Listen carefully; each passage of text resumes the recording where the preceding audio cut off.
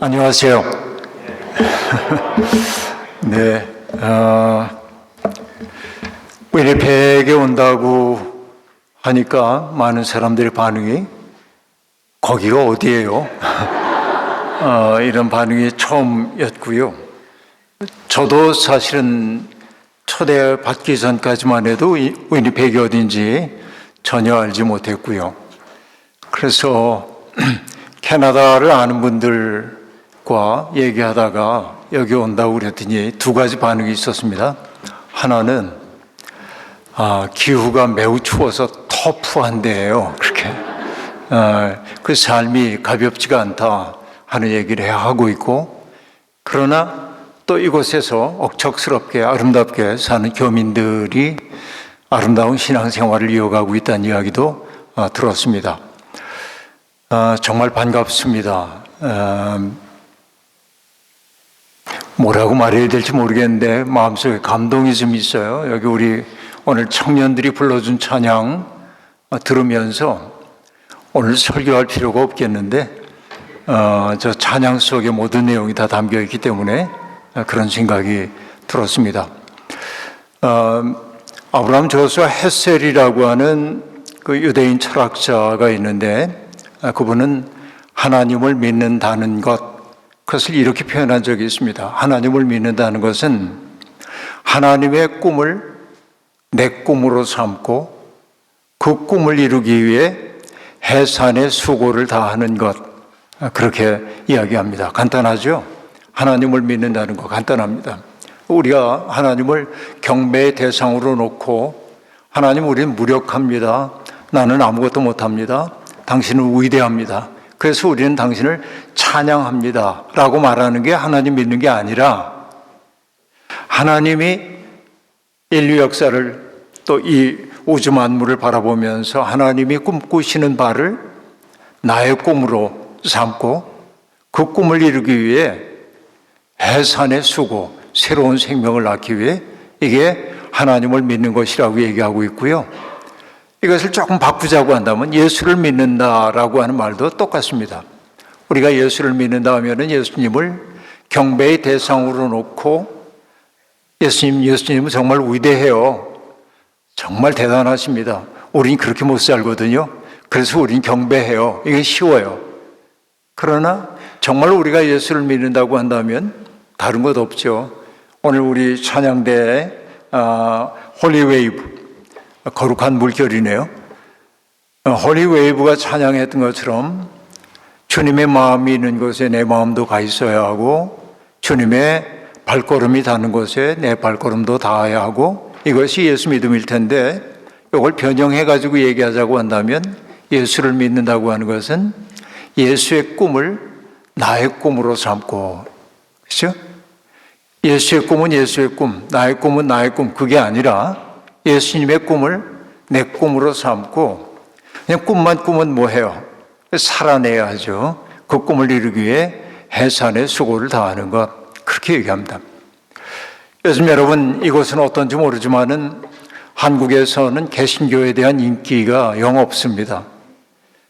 믿지 않는 사람들을 대상으로 해서 개신교인들에 대한 이미지가 어떠냐고 물었을 때 긍정적으로 봐준 사람이 불과 혹은 무려 6%입니다. 그 얘기는 뭐죠? 100명 가운데 6명만이 개신교인들 나름대로 괜찮아 라는 얘기고, 대부분의 사람들은 개신교인들 말하기도 싫어, 이런 반응들을 하고 있습니다. 우리에 대해서 뭔가 오해하기 때문이라고 생각할 수도 있습니다.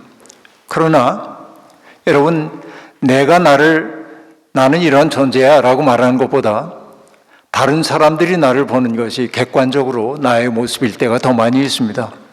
그러니까 오늘의 한국의 개신교회를 바라보면서 세상 사람들이 조금 날카로운 시선을 보내고 있는 까닭은 오늘 우리가 제대로 서 있지 못하기 때문이다, 그 생각을 해보는 것이죠. 잠깐 우리 그 신앙의 역사를 돌이켜보면은 1884, 5년경, 5년이라고 되어 있죠. 개신교회가 전래됩니다. 그러니까 지금 한 140년, 141년 이 정도가 됐잖아요. 지금 전래된 지가.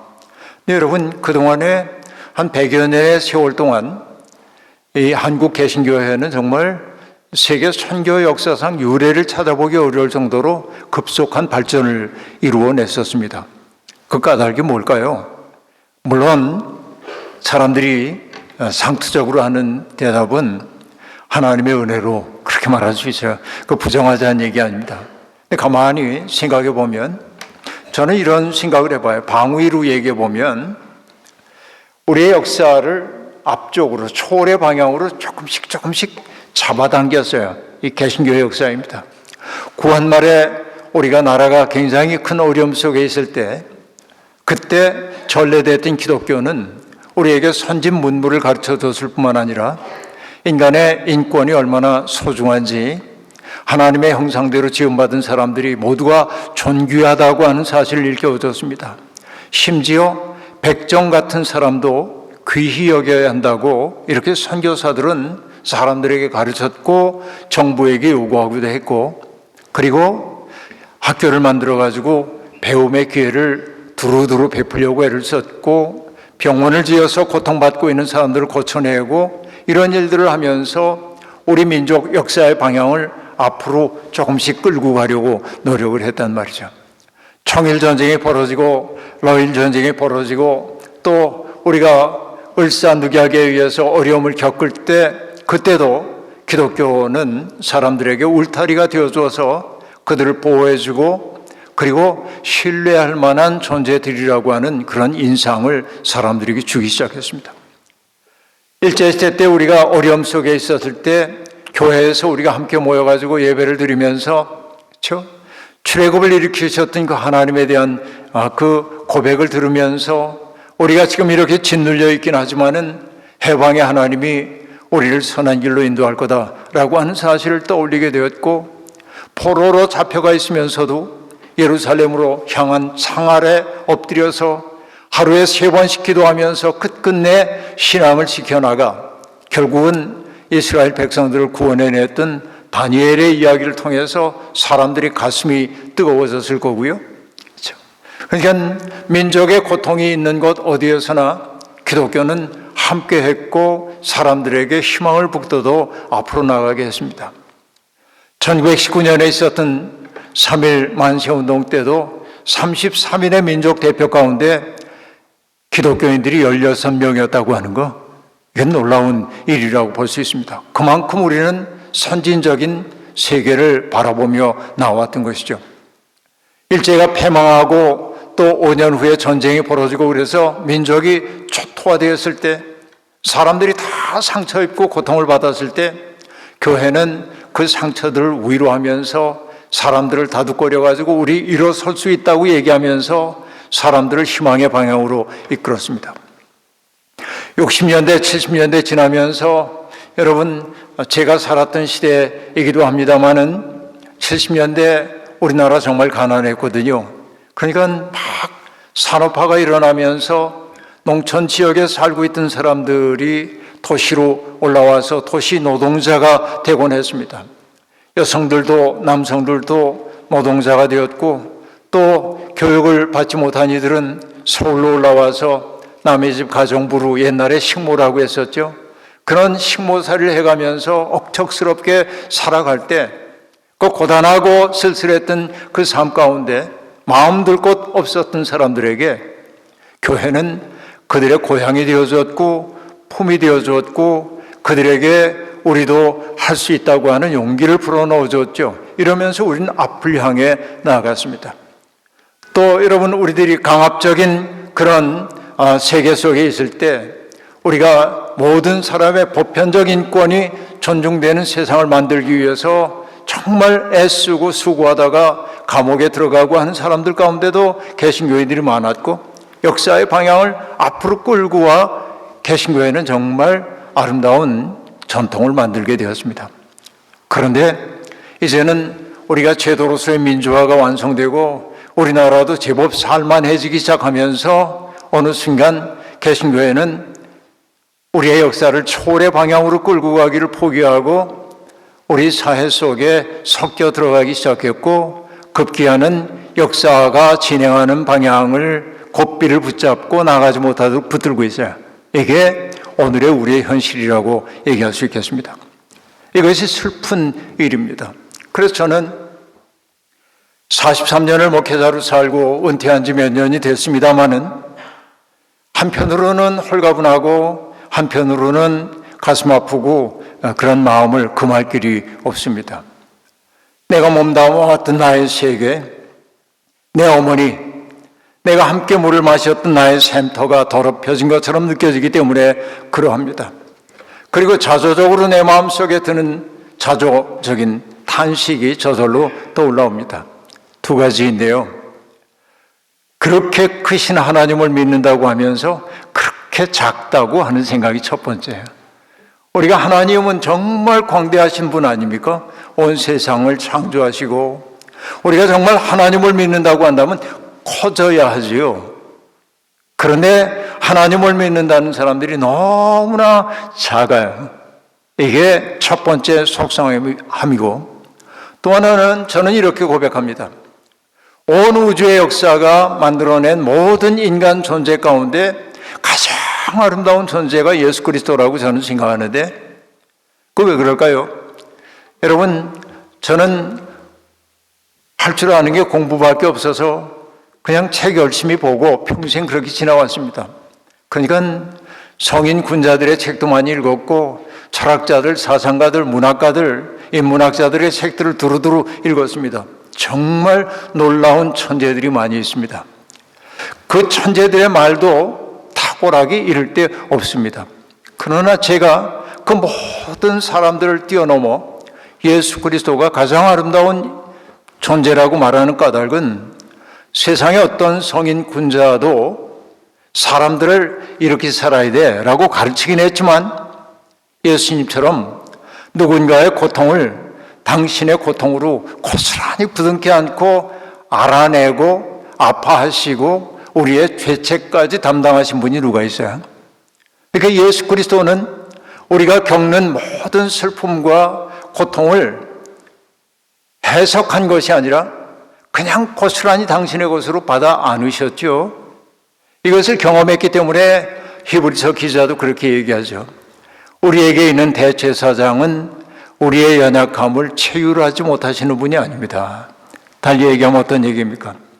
우리가 서러워하고 때때로 실패 때문에 좌절하고 아파하고 몸이 약해가지고서는 무너지기도 하고 마음이 무너져 내릴 때도 있고 그런 우리를 보면서 너 왜 그래? 그렇게 살면 안 돼. 이렇게 말씀하신 게 아니라 우리의 무너진 마음자리까지 오셔서 그것을 함께 아파하셨단 말이죠. 함께 아파하심.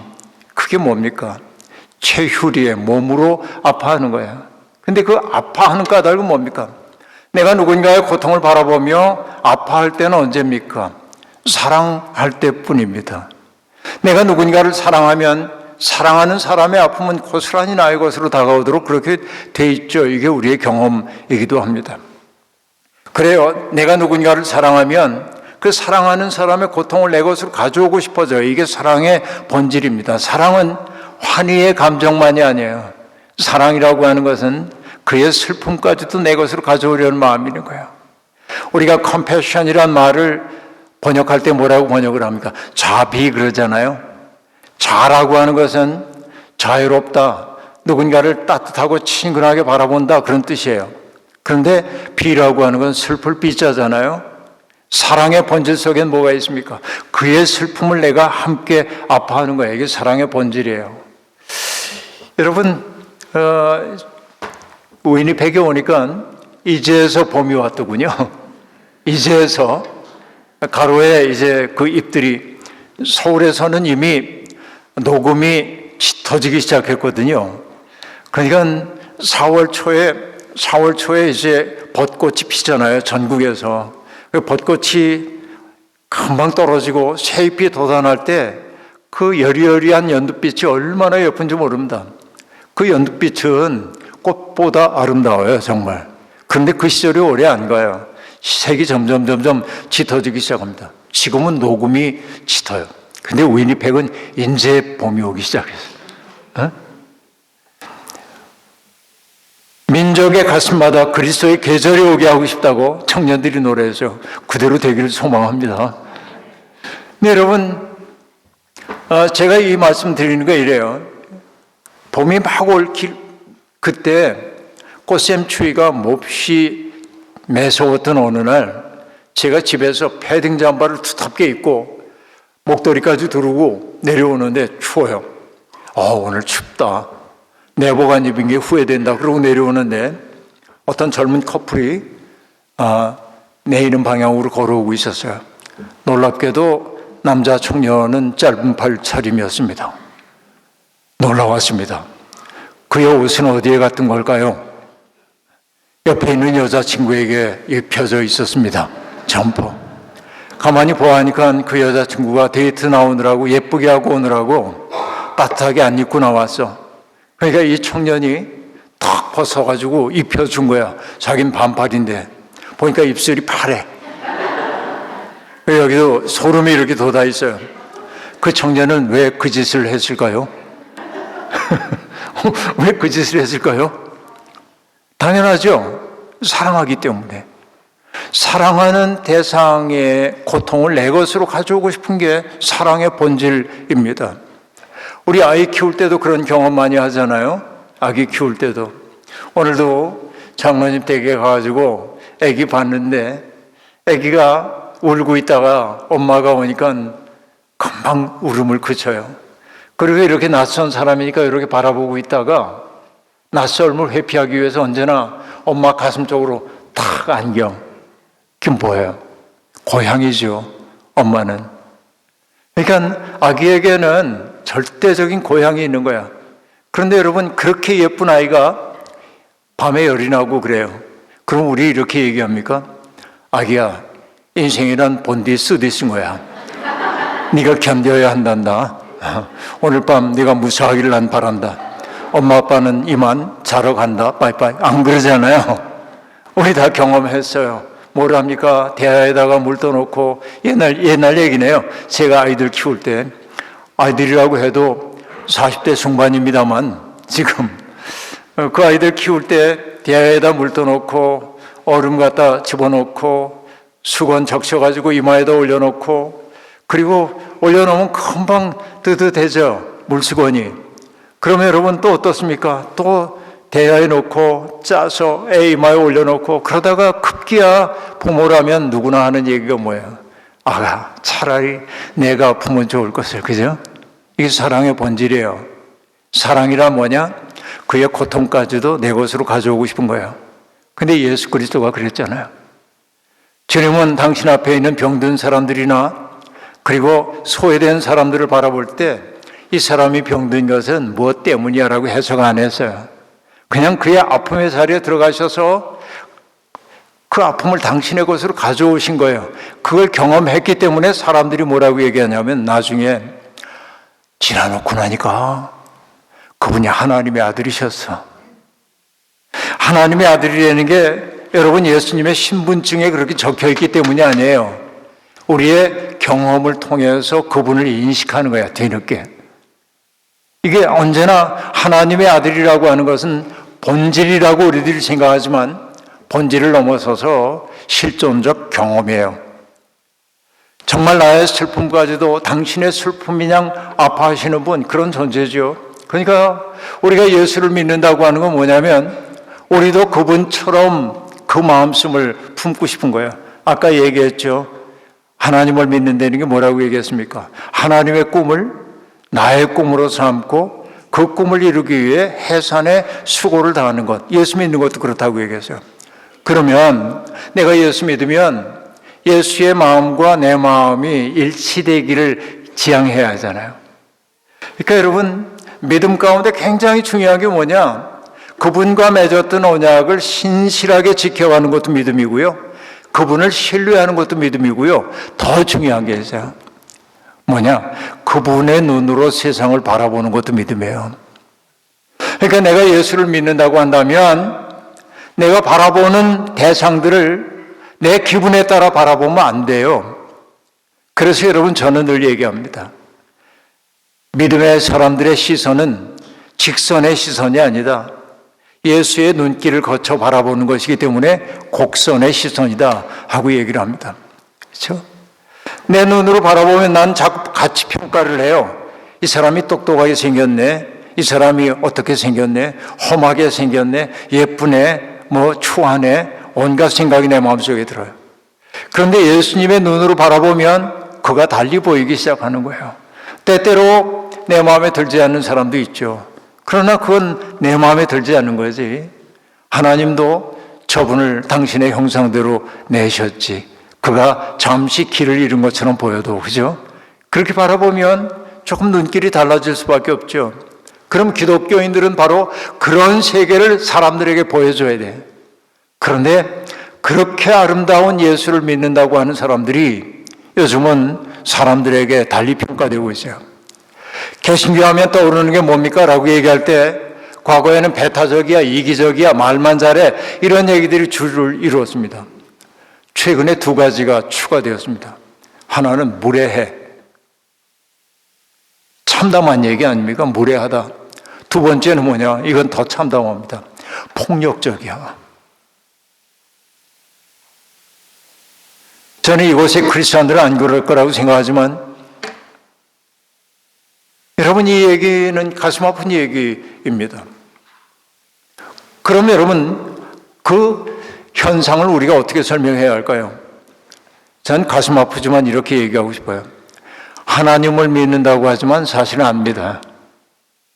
예수를 믿는다고 하지만 사실은 안 믿어.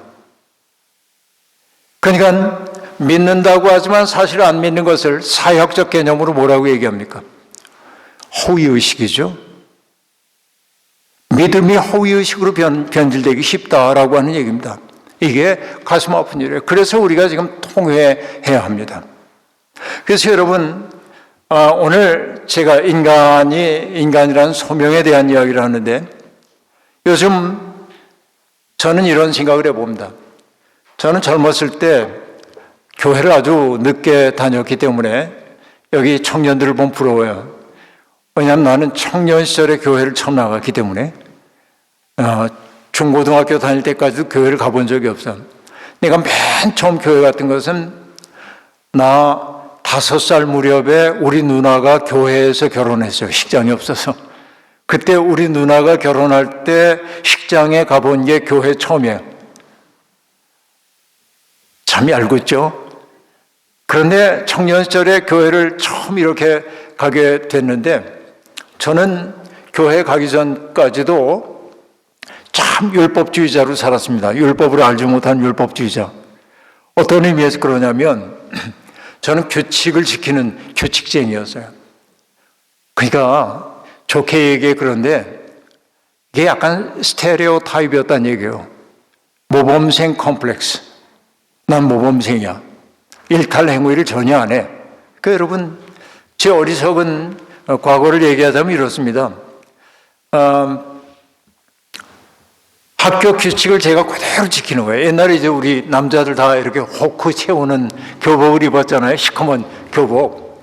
그러면 이 칼라를 여기다 채우느라고 딱딱한 이게 목을 막 찔러요. 얼마나 아픈지 모릅니다. 그거.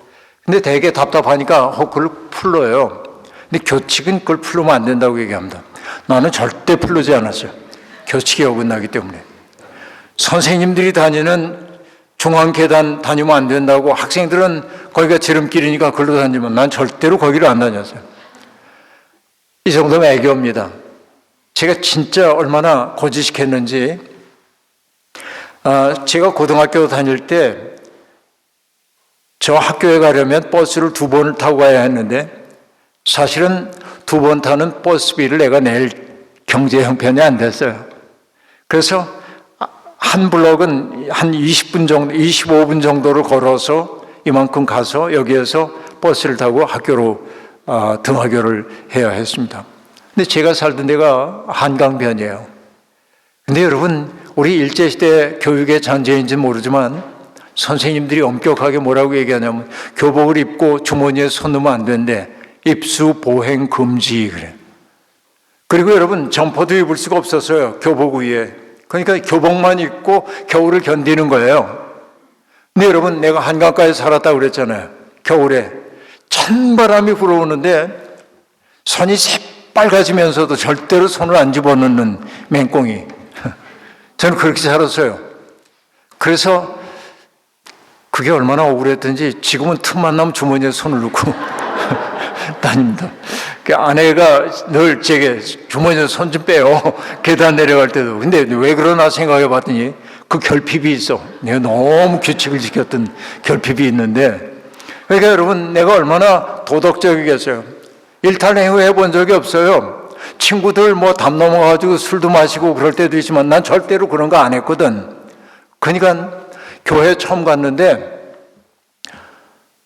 장로님들이 기도할 때마다 이 벌어지만 또 못한 죄인을 용서해 주시고 하고 얘기하면 저 지긋지긋한 자기 비하 그러고 아멘이 안 되는 거예요. 찬송가를 부를 때도 주홍빛 같은 애절 안 불러. 안 불러. 내가 죄인이라는 거 내가 인정할 수가 없어요. 그렇죠? 왜냐하면 내가 너무나 도덕적으로 당당하게 살았다고 생각하는데, 그리고 교회가 가르친 말 가운데 제일 싫었던 말이 뭐냐면 원죄. 인간이 원죄 가운데 있다는 거야. 그래서 원죄라는 거 전혀 감히 신학적으로 안 들어오니까, 아니 아담과 하와가 선악과를 따먹었다고 그게 나에게까지 죄가 전가된다고 난 인정할 수가 없어. 원죄 절대 받아들이지 못해. 왜 인간을 이렇게 누추하게 만드는가 막 화가 나고 그래서요. 근데 여러분, 그로부터 50년이 지난 오늘 제게 묻는다면 인간은 어쩔 수 없는 원죄 속에 있다는 생각이 절절해요. 삶의 경험을 해보니까 그래요. 인간은 스스로를 통제할 수 없는 존재라는 걸 알아요. 죄에 끌리는 존재예요.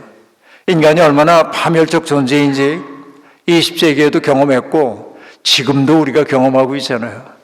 얼마나 많은 전쟁과 테러가 벌어지고 있습니까? 증오가 얼마나 확산되고 있습니까? 그래서 여러분, 나치의 그 죽음의 수용소에서 살아났던 프리모 레비라고 하는 분이 자기의 삶의 경험을 담은 책 제목을 뭐라고 했냐면 이것이 인간인가 그래. 네? 이것이 인간인가. 그러니까 인간이라고 하는 게 얼마나 인간이 대단한 것처럼 생각하지만 인간은 얼마나 위태로운 존재인가. 인간은 얼마나 악마적일 수 있는가. 그런 얘기를 한단 말이죠. 그럼 여러분, 우리는 비애에 가득 차서 이것이 인간인가 라고 자조만 하고 있어야 하겠습니까? 그렇지 않단 말이죠. 여러분, 생각해 보면 내가 인간으로 이 세상에 태어났다고 하는 것이 얼마나 놀라운 일인지 알 수 없습니다. 저는 오늘 그 얘기를 해보려고 하는 것인데요. 오늘 이번 말씀 집회를 통해서 제가 말할 수 있는 기회는 딱 3번밖에 없습니다.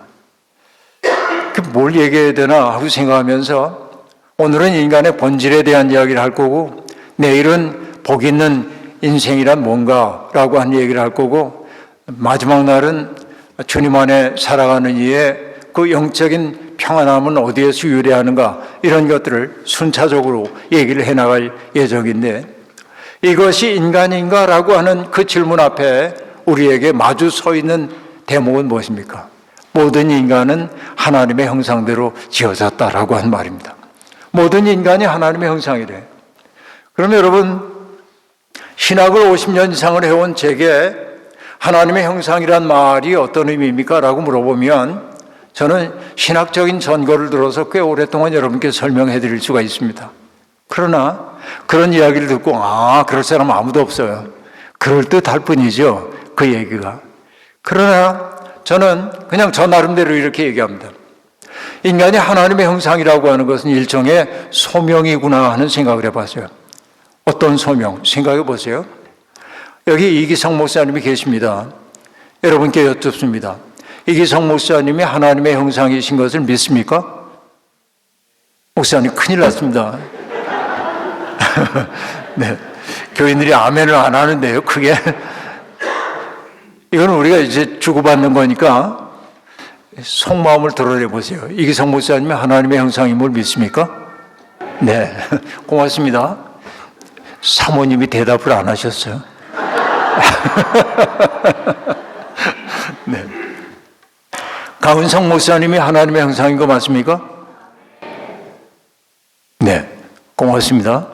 성공하셨네요. 그럼 여러분, 제가 이 말씀 드리는 까닭이 뭐냐면, 내가 하나님의 형상이라고 한다면, 내가 적어도 하나님의 형상이라고 한다면 그건 말의 의미는 뭘까요?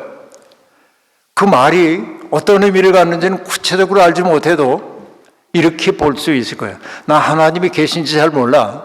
하나님이 어떤 분인지 잘 몰라. 그런데 이기성 목사님을 보니까 하나님 계신 것 같아. 강은삼 목사님 보니까 하나님이 선하신 분인 거 맞는 것 같아. 그렇죠? 누군가에게 하나님을 떠오르게 만드는 존재가 하나님의 형상인 거예요. 그러니까 하나님의 형상은 우리에게 주어져 있는 본질적 규정이기도 하지만 그것은 일종의 소명이에요. 어떤 말입니까? 내가 하나님의 형상대로 지음받았다고 한다면 나를 잘 닦고 닦아서 깨끗하게 닦아서 나를 통해 사람들이 하나님을 볼 수 있도록 해야 되는 거예요. 그럼 여러분 생각해 보세요. 나를 깨끗하게 닦아야 한다고 얘기했습니다. 왜 닦아야 하냐면 나는 하나님의 형상대로 지어졌는데 자꾸만 살다 보니까 내가 불투명하게 돼서 점점 뭐로 자아라고 하는 욕망 때문에 내 자아를 강화하기 위해 살아갔던 내 삶의 결과 점점 욕심이 덕지덕지 붙어가지고 불투명한 존재가 되었단 말이죠. 근데 여러분, 어떨 때 내가 투명한 존재가 되냐면 하나님 앞에 내 죄를 참회하고 그것도 내가 지금부터 참회를 해야겠다 해서 되는 건 아니에요. 어느 날 계기가 오죠. 하나님이 나의 죄를 보게 하고 그 죄 때문에 내가 스스로 내 삶을 통제하지 못하는 연약한 존재라고 하는 사실이 절절히 가슴 아파질 때 나의 깨진 마음을 통해 하나님의 은혜가 들어오는 거 아니에요? 여러분, 캐나다가 나온 음유 시인이 있죠. 레오나드 코헨.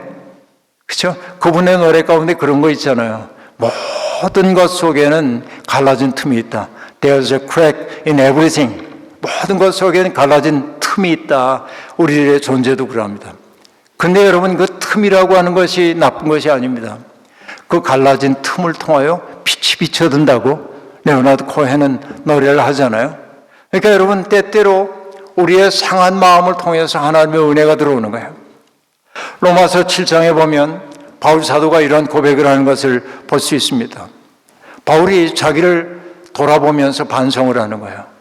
나는 참 어쩔 수 없는 존재다. 왜냐하면 마음으로는 선을 행하고 싶어 하면서도 번번이 악에 이끌리는 자기의 모습을 보는 거예요. 아주 치열한 자기 반성입니다.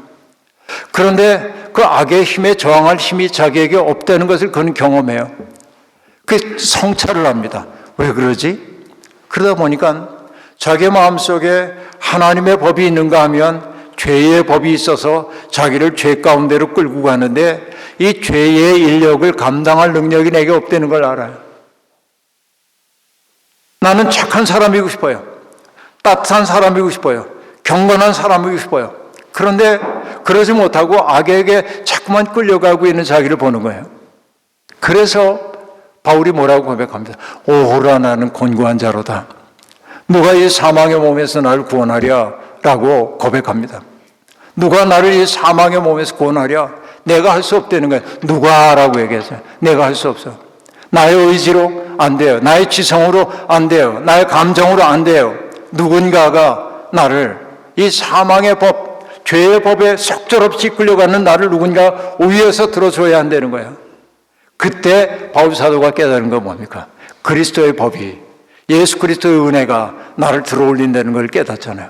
그걸 알고 나니까 인생이 누추함에서부터 벗어나기 시작하잖아요. 이게 이제 소중한 것이죠. 그러니까 여러분, 이것이 인간인가라고 묻는 이 세상 속에서 우리는 하나님의 형상을 다시금 실현해 가야 하는 과제 앞에 있다는 얘기죠. 그러기 위해서 우리가 해야 하는 일은 무엇입니까? 닦고 또 닦아야 하는데 내가 닦는다고 되는 일이 아니라 뭘 해야 닦아지냐면 하나님에 대한 경외심이 내 속에 차올라야 합니다.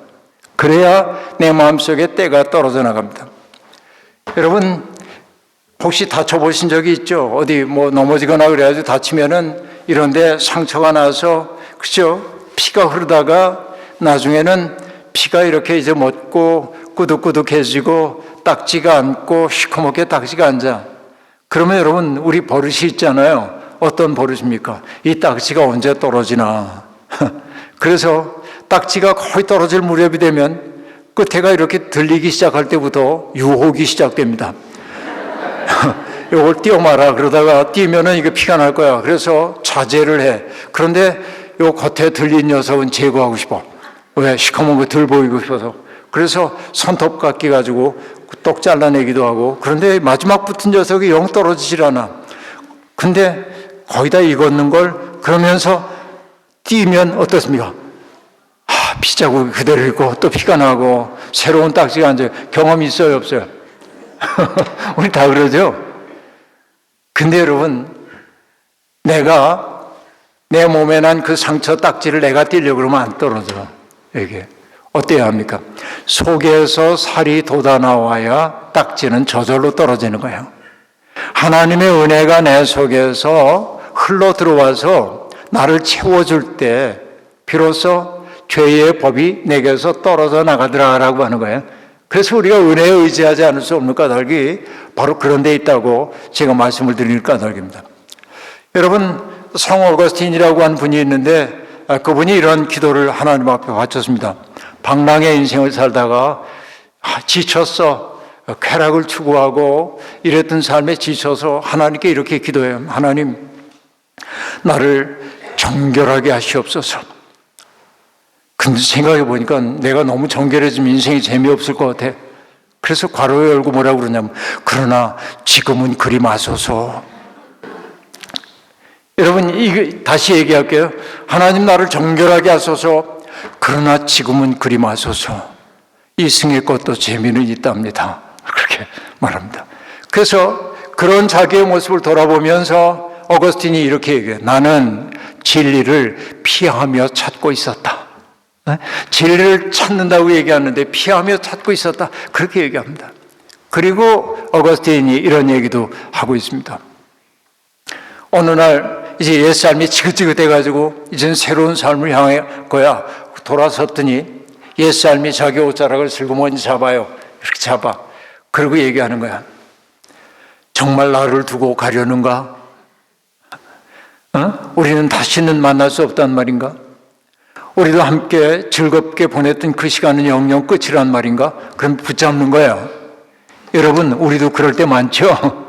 난 이제부터 이런 삶에서 벗어날 거야 하고 얘기하지만 옛삶이 내 삶을 붙잡고 놓아주지 않을 때가 있어. 그런데 어거스틴이 얘기합니다. 하나님의 은혜가 갑자기 자기에게 닥쳐왔어요. 그러자 그가 얘기합니다.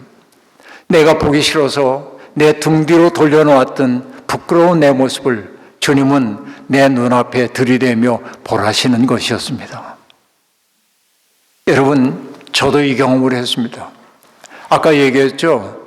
나는 도덕적이었고 율법주의자였고 일탈 행동을 한 적이 없다고. 그러나 행동이 그랬을 뿐 내 마음속에는 온갖 죄가 있었죠. 내 마음속에 저지르는 죄들 저뿐일까요? 여러분도 마찬가지이겠죠. 그런데 나는 그것을 부끄럽게 여겼고 내 속에 꼭꼭 숨겨뒀어. 그거 마치 뭐와 같으냐면 여러분, 음식을 조리하고 남은 음식물 찌꺼기를 검은 비닐봉지 속에 담아가지고 남들 보기 부끄러워 장롱 안에도 집어넣고, 그렇죠? 또 냉장고 안에도 넣어놓고 또 옷장에도 넣어놓고 이렇게 숨겨놓은 거야. 어느 날 무슨 쿰쿰한 냄새가 나. 이거 무슨 냄새지? 나중에 보니까 숨겨둔 거야. 우리의 마음속에 비닐봉지가 꽤 많아요. 꽁꽁 숨겨둔 비닐봉지가 많거든요. 그런데 어거스틴 얘기가 뭔지 아시죠? 은혜가 들어오자 어떻게 됐다고요? 내가 보기 싫어 내 등 뒤에 숨겨놓던 내 부끄러운 모습을 내 눈앞에 들이대며 보라시는 것이었습니다. 나를 마주하는 순간이 가장 두려워요. 나의 그 부끄럽고 정난한 모습을 보는 게 너무 참담한 거예요. 그런데 그 참담한 모습을 보기 싫은데도 보라고 하시는 거예요. 그때 나오는 게 뭐예요? 눈물, 콧물 다 쏟아지죠. 잠의 시간이에요, 이게. 그러고 나면 맑아져요, 이렇게. 그때 주님의 따뜻한 품이 나를 안아요. 내가 너를 사랑한다. 내가 너를 아낀다. 너는 내 아들이다 혹은 딸이다 해줘요. 이게 은혜의 경험이에요. 그때 내 앞에 열리는 세상은 뭐냐면 아름다운 세상이에요.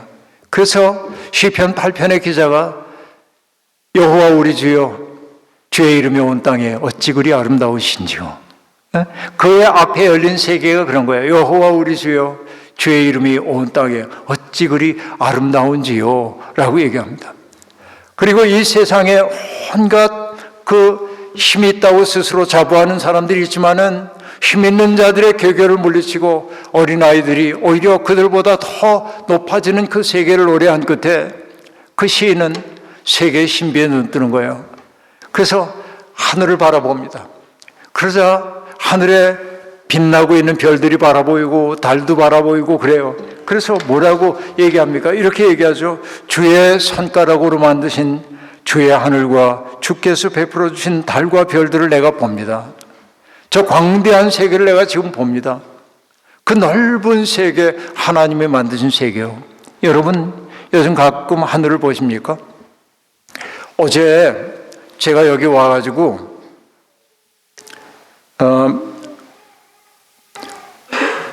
비행장에 내릴 때까지 바깥을 못 봤어요. 왜냐하면은 저는 비행기에서 잠을 못 자거든요. 책을 한 권을 읽느라고 마지막 페이지를 넘기느라고 비행기가 착륙을 해서 멈추기 직전에 다 봤거든요. 이게 버릇 가운데 하나입니다. 근데 이제 저녁을 함께 먹고 그리고 이제 아침에 목사님 만나기 위해 나왔더니 하늘이 정말 예쁜 거예요. 하늘이. 그리고 낯설어서 왜 낯서냐면 한국에서는 어딜 동을 바라보든 서를 바라보든 남을 보든 북을 보든 산이 보이거든요. 산이 없어. 어딜 봐도. 그러니까 하늘이 너무나 넓은 거예요. 아, 이거 참 신기하다 여기 그런 생각을 이제 했는데 근데 여러분 늘 보니까 별로 느낌도 없으시죠? 이렇게 가끔 오는 사람들이야 신기하고 그러죠. 근데 여러분 저는 요즘 어떤 신비한 생각에 사로잡혔냐면 이 시편을 제가 고른 까닭이 있어요. 왜? 은퇴하고 나서 제가 제일 많이 본 책 가운데 하나가 과학책, 특별히 이제 천문학 책을 많이 이제 봤습니다. 칼 세이건이라고 하는 분의 책을 우리말로 번역된 거 다 봤는데, 그러니까 이 우주적 신비에 대해서 눈을 뜨니까 내가 신비주의자가 되더라고요. 왜 그러냐면 여러분 태양에서부터 지구까지의 거리가 빛으로 8분 동안 온다고 그러잖아요. 태양이 얼마나 멀어요. 그렇죠? 빛이 1초에 지구의 7바퀴 반을 돈다는데 8분 동안 와야 할 거리래. 이게 태양과 지구 사이의 거리입니다. 그런데 여러분 더 놀라운 게 뭐냐면 우리 태양계가 속해 있는 지구가 있는 태양계가 속해 있는 은하계가 얼마나 광대하냐면 이 은하계에 태양과 같은 별이 4천억 개 이상이 있다네요. 그런데 그 4천억 개의 별 가운데 지구에서 가장 가까운 별 사이의 거리가 얼마큼 되냐면 4.3 광년이래요. 그럼 빛이 4년하고 몇 개월을 가야 하는 거리에 있어요. 가장 가까운 별이. 그런데 그런 게 4천억 개가 넘는데요. 근데 여러분 더 놀라운 게 있어요. 우리가 속한 은하계 같은 것들이 우주 가운데 또 수천억 개가 있대. 그런 은하계가. 그리고 여러분 저는 이렇게 얘기합니다.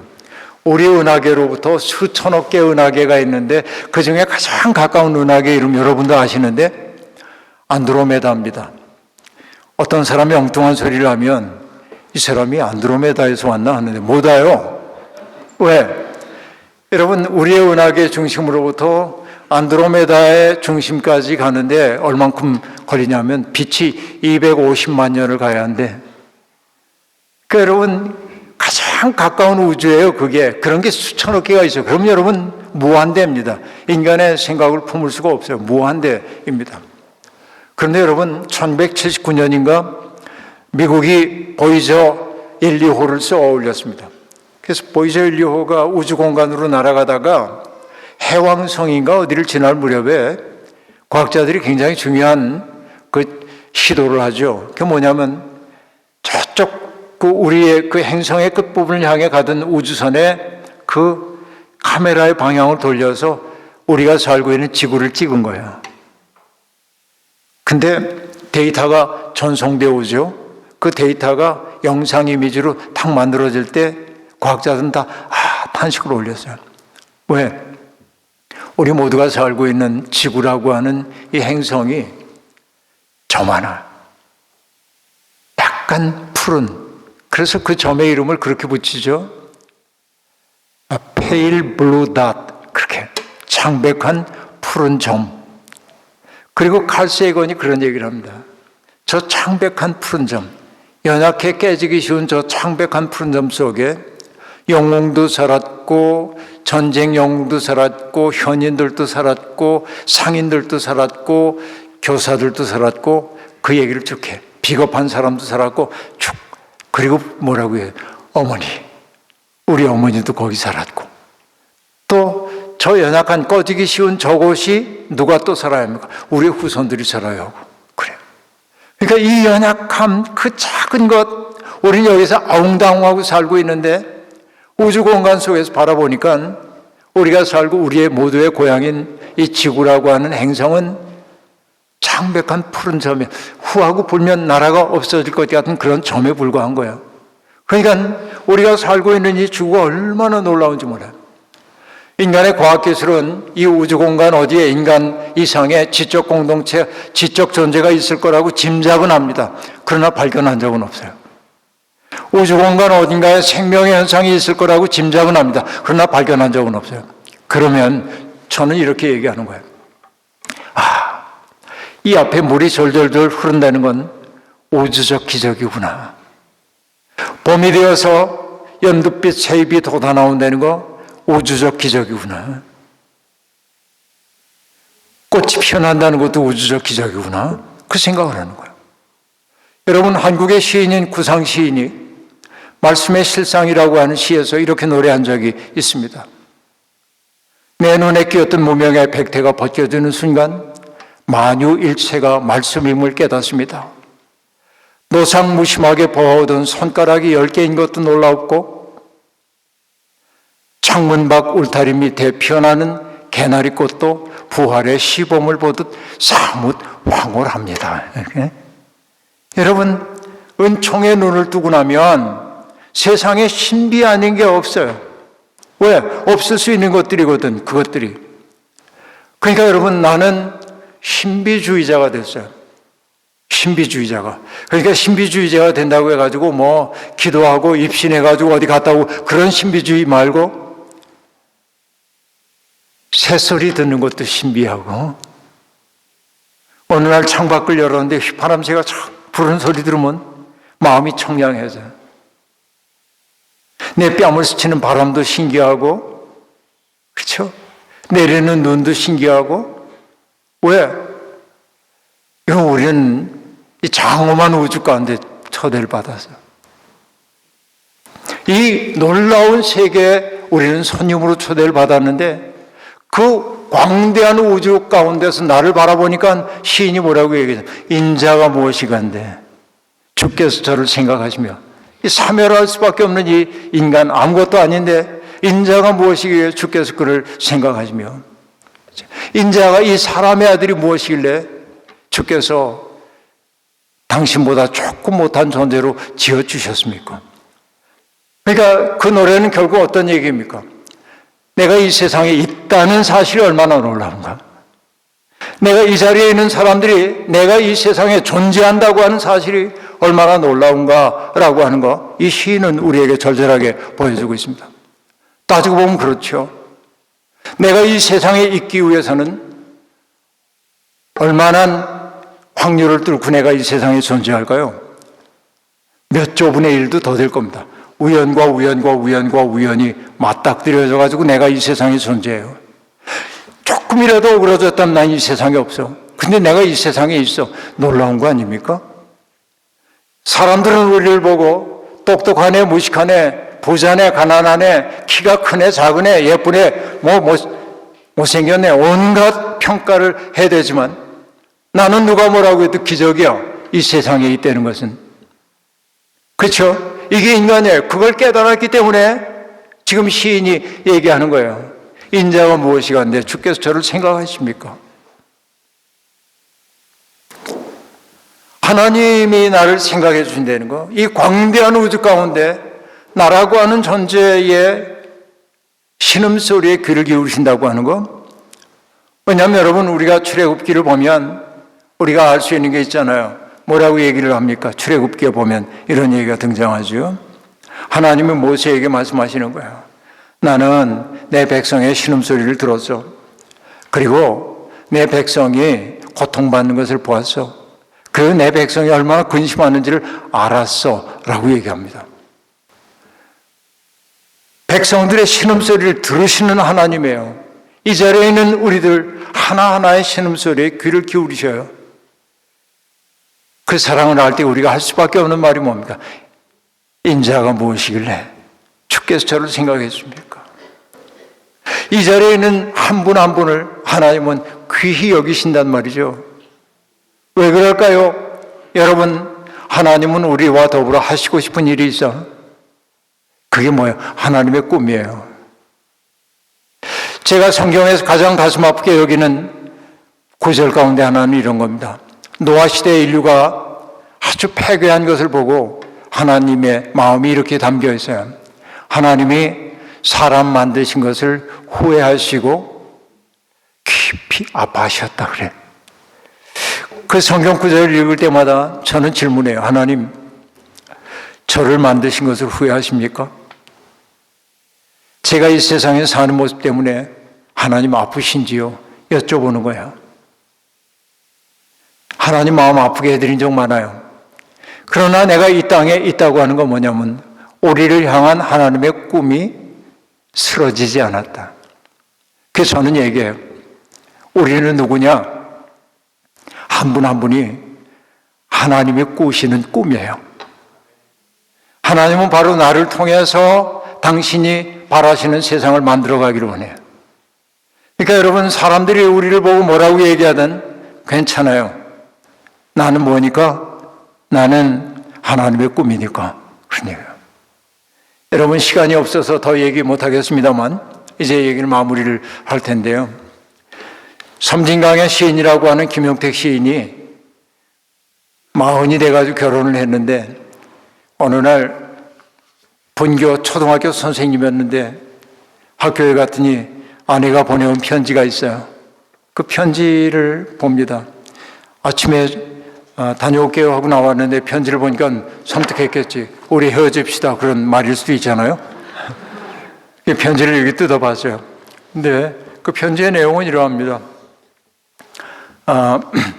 이제 봄이 되면 우리 만난 지 16년이 됩니다. 16년을 한결같이 나를 사랑해준 당신, 그러면서 당신이 사랑을 노래하는 시인이라는 게 오늘 더 행복합니다. 당신의 눈길이 늘 머무는 느티나무며 강이며 나도 또한 바라봤습니다. 당신의 손자리가 당신의 일보다 더 아름답다고 얘기하면서 말합니다. 비가 많이 내리는 날 장이 다이 소위 순서로 나란히 숙직실에 눕혀 재웠다는 당신, 그 당신의 마음이 내겐 더 아름답다고 그러면서 앞에 나온 문장을 이렇게 반복합니다. 봄이 되면 우리 만난 지 16년이 됩니다. 16년을 한결같이 나를 사랑해준 당신, 당신이 나를 귀히 여겨 나는 이 세상에 귀한 존재가 되었답니다.